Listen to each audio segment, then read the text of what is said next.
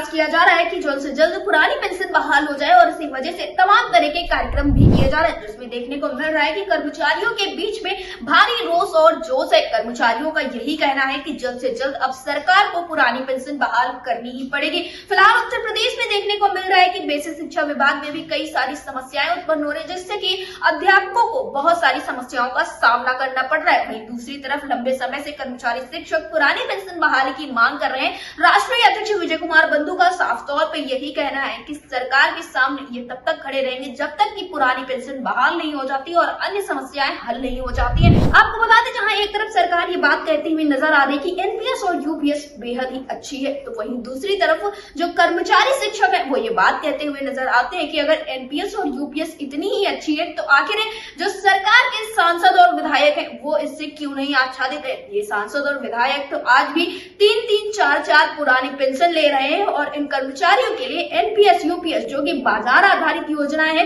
उनको लागू करने की बात कही जा रही है और कहा जा रहा है कि ये ज्यादा बेहतर है। तो यहीं पर कर्मचारियों का ये भी कहना है कि अगर एनपीएस और यूपीएस इतनी ही अच्छी है तो सरकार वो ले ले और खराब व्यवस्था ओपीएस इन कर्मचारियों को दे दे। यहाँ पर कर्मचारी लंबे समय से इंतजार कर रहे हैं कि अब शायद सरकार उनकी मांगों को सुनेगी, लेकिन सरकार ने कभी एनपीएस तो कभी यूपीएस तो कभी यूपीएस में संशोधन की बात की, जिस वजह से कर्मचारियों में बेहद ही नाराजगी है। आपको बता दें कि एनएमओपीएस की तरफ से लगातार प्रयास किए जा रहे हैं, जिसमें तमाम तरह के कार्यक्रम भी प्रस्तावित है, जिसमें से देखने को मिला कि 1 अगस्त को रोज मार्च निकाला जा चुका है और अब 5 सितंबर को सभी शिक्षक उपवास रखने वाले हैं, जिसके बाद 2 अक्टूबर को एक कार्यक्रम होगा और उसके बाद नवंबर में दिल्ली के जंतर मंतर पर एक बड़ा कार्यक्रम होने वाला है, जिसमें पुरानी पेंशन बहाली को लेकर सभी कर्मचारी शिक्षक एक साथ एक बैनर तले आने वाले हैं। फिलहाल जो कर्मचारियों की समस्याएं उसको लेकर एक वीडियो निकलकर सामने आए हैं, जिसमें देखने को मिला है कि अटेवा के पदाधिकारी कर्मचारियों को संदेश देती हुई नजर आ रही है। क्या है इस वीडियो में, आप भी देखिए।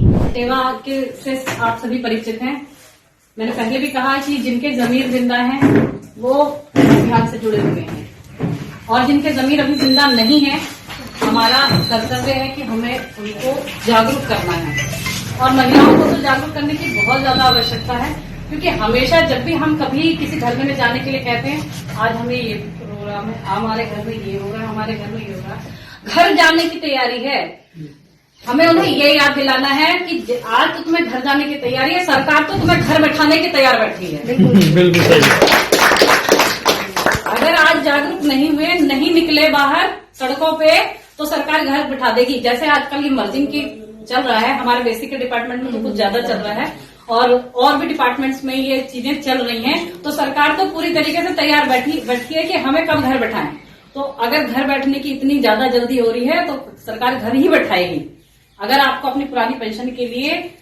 लड़ना है तो बाहर निकलना पड़ेगा,